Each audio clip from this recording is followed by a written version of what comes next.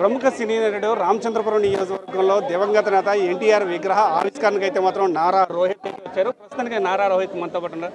చెప్పండి, అంటే ఎన్టీఆర్ విగ్రహ ఆవిష్కరణకు రావడం ఎలా ఉంది, అసలు ఎలా అనిపించింది? ఆనందంగా ఉందండి.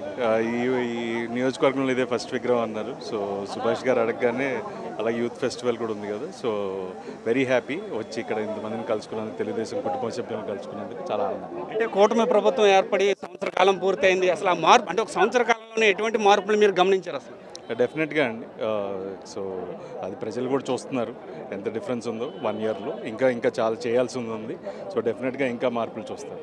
అంటే మీ అభిమానులకు ఒక విషయాన్ని అయితే చెప్పాలి, ఎందుకంటే ఇటు క్లాసిక్ కానీ ఇటు మాసిక్ కానీ అందరు పల్స్ని పట్టుకున్న వాళ్ళు మీరు ఎందుకు సినిమాలకు దూరంగా ఉండి అభిమానులను దూరం పెడుతున్నారో చెప్పాలి అసలు? లేదండి, నాకు ఈ మంత్లోనే ఇంకో రిలీజ్ ఉంది, సుందరాకాండ రిలీజ్ అవబోతుంది. 2 నెలల ముందు భైరవం చేశాను. ఇక్కడ నుంచి కంటిన్యూస్గా సినిమాలు వస్తుంటాయి. అంటే ప్రత్యక్ష రాజకీయాల్లోకి ఎప్పుడు వస్తున్నారంటే ఏమని చెప్తారు అసలు? టైం వచ్చినప్పుడు వస్తానండి. ఇది ప్రస్తుతానికి అయితే మాత్రం నారా రోహిత్ అయితే అంటే ఎన్టీఆర్ విగ్రహాన్ని ఆవిష్కరించడం చాలా ఆనందంగా ఉందని చెప్తున్నారు.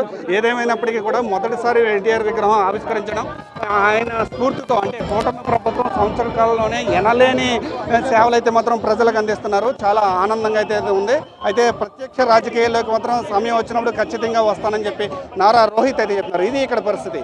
కెమెరా పర్సన్ చైతన్యతో సతీష్ 10 టీవీ రామచంద్రపురం నియోజకవర్గం నుండి.